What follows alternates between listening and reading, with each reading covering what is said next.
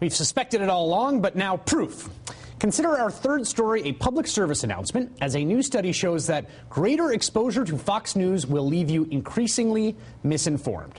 A poll out of the University of Maryland finds that 90% of voters say they encountered information in the past election cycle that was misleading or false. 56% say that happened frequently. And those encountering the highest levels of spin just so happen to be frequent viewers of Fox News.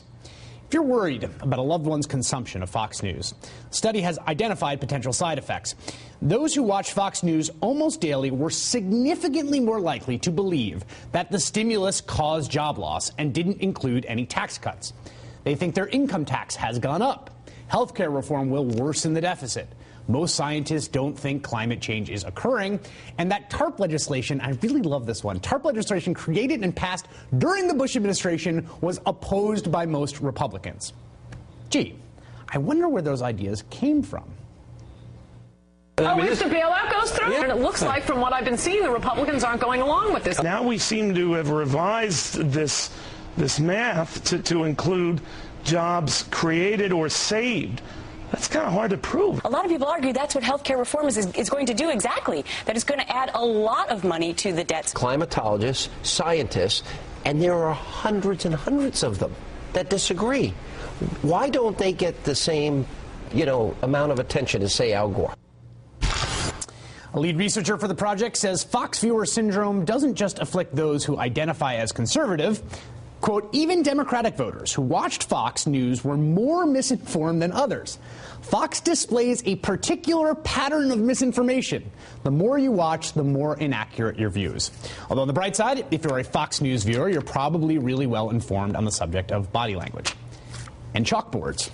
One side note, the study also finds that MSNBC viewers were more likely to believe the Chamber of Commerce had been, quote, proven to donate cash received from foreign sources to Republican candidates. Yes, it is not proven that the money the Chamber takes in from foreign sources went directly to the candidates. So here are the facts. The Chamber took money from foreign sources. They also donated to Republican candidates. And they did not open their books to prove that foreign money did not go to those candidates. Time now to call Ari Rabenhoft, Vice President at Media Matters. Thanks so much for your time tonight. Thanks for having me, Chris. So I was thinking when I was reading this today of this phrase this Democratic operative used once. He talked about post-truth politics. And he was talking about how you try to conduct politics in an environment in which, we want to have a climate change debate and a massive percentage of the population just simply is living in an alternate reality about what the evidence is. I mean, I think this isn't just about lying. This is about an organized political strategy. This week, Media Matters released a memo from the Washington bureau chief of Fox, Bill Salmon, ordering their news reporters, not Glenn Beck, not Bill O'Reilly, not Sean Hannity, their news reporters to say, every time they talk about the Earth warming, to say there are people on the other side of the issue. So it's no wonder that Fox News viewers say scientists are split. Scientists aren't split. 2000 to 2009, NASA says is the warmest decade on record. These are facts, but as a political strategy, Fox decides, hey, let's ignore the facts and push our spin, and that comes directly from the top of the organization. This is a political strategy directed by the organization to help Republicans. Okay, but then it doesn't, I mean, the dispiriting thing, right, is that this poll seems to suggest that as a political strategy, it is working, right? It is effective. I mean, so what's the remedy? Right, and that's the danger of, frankly, the Fox effect, that people believe this, that I was down on Capitol Hill the day before the health care vote, and they had the Tea Party rally, and every single speaker who got up from the Republican Party lied to that crowd. They said death panels. They said this is going to raise the deficit. Every single one. And I'm sitting there thinking the leaders of the Republican Party are either chronically stupid, willfully ignorant, or pathological liars. And the fact is, that's the message they're carrying to their base, and we can only respond with the truth, and we have to fight back at every single juncture against these lies. You mentioned healthcare. PolitiFact announcing the lie of the year for 2010 this year, the government takeover of healthcare.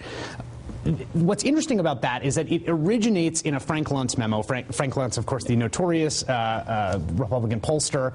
And there's this very strong bridge between a Frank Luntz memo, the talking points that we see on the floor of the House of Representatives and what Fox News says. In fact, a second email we leaked from Bill Salmon ordered their news people not to use the term public option. Yes, I saw that. Right. Government option. You know, this is an organized political strategy to harm progressives by Fox News, led by Roger Ailes, executives like Bill Salmon and Michael Clemente, to misinform the public to help the Republican Party win elections. It's that simple. You know, they donate to candidates, they support the Tea Parties, and they're their messaging vehicle for elections. I want to read this here because Fox News also has this great tactic whenever they get attacked, where they just they go crazy on the person. They like take out the metaphorical baseball bat. So Fox News statement on this report says the latest Princeton review ranked the University of Maryland among the top schools for having students who study the least and being the best party school.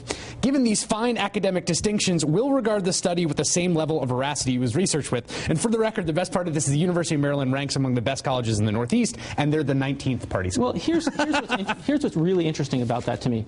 Michael Clemente, the executive who made that statement to the New York Times today, you know, he had the opportunity to say, look, Fox, we're gonna try to do better. We're gonna try to inform our viewers of the facts. Right. He had the opportunity to say, this study was wrong. Here's how it was flawed. The questions they asked, like as you explained on behalf of MSNBC, here's the facts about the question. But instead, he decides to attack the study.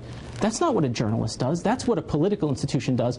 And this is further proof that Fox isn't news. It's a political operation. That's right. Their executives behave like the spokesperson for a campaign. For a campaign. That's exactly right. Fundamentally political institution. Ari Raven-Haft. Thanks for having me. Media Matters. Great to have you on tonight. Thanks for having me.